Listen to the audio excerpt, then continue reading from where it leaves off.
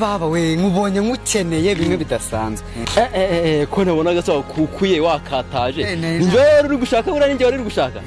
reka reka usaze ko nibuza kumbona ubu tuvugana rwose narinji wawe ahubwo n'Imana habaye rwose birashoboka se uri kutwitangira noneho manda twitangira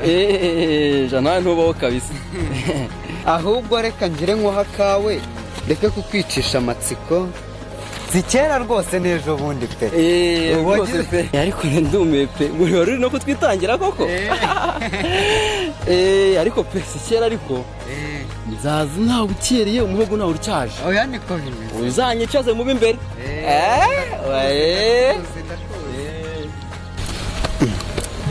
aho se ubundi ugira ngo ab'ingenzi simba arangije ra yewe we nari nibagiwe umuvandimwe renje reka nawe mugereho rwose birakwiye pe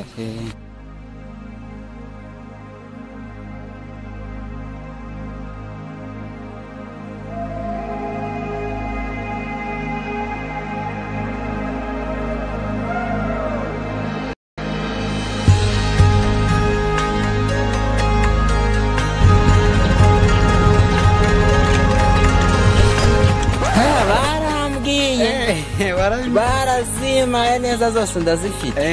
Imana igira amaboko reka rwose ngire nkaguhe nicyo cyari kinzanye Imana igira amaboko uretseho gato unafite nziza akatwaje kugakoresha kabisa kabisa ntabwo nahabura ntabwo nahabura mabuze n'icyaha waba ukereye pe nawe wari waratinze ni ukuri pe wari waratinze wari ukuze pe imyaka yo ni myinshi pe yewe mu buryo bwo kujijisha dore nateye n'agakanta naho ubundi imvi zo ni uruyenzi pe mwakira di kanyaruke ntabwo nahabura nshaka ntabwo bashingiye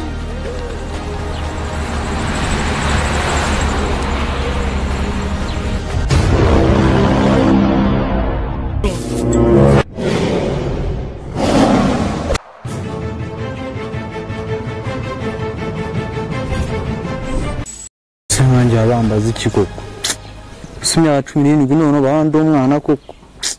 siko bimusuru cyamenye yaravuyemo kuri ntago ari byo rwose reka ariko uvuga ibikisha ubonye ibicanga ugira ngo byarangiye mukanye n'ururaje bibona turagukoma kora nizo nkweto ngo gira vuba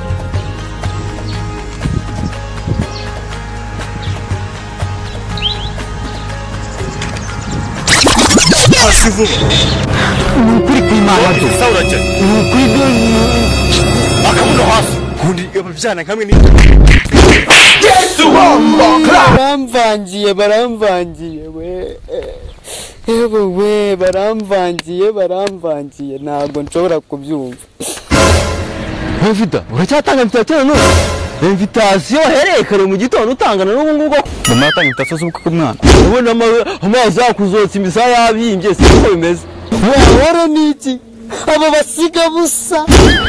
ntabwo byumvikana ni gute umwana wirirwa avuga ngo agiye ngari maragenda atanga invitation ahubwo reka tugakingagure we itonde toto nani kabiri byamereye uzikaraka nani kabiri mwana agasaza nasi ibintu biba siko bana bidufungira reka kuri ngegera yigendera ko mumpindure masikini umuntu w'umusaza n'undi munsi nimuzabyongere ugenda ubaze so na nyoko kuko tutasangiye biriya biti byavoka bikarinda bihundura ari twe tubyirira we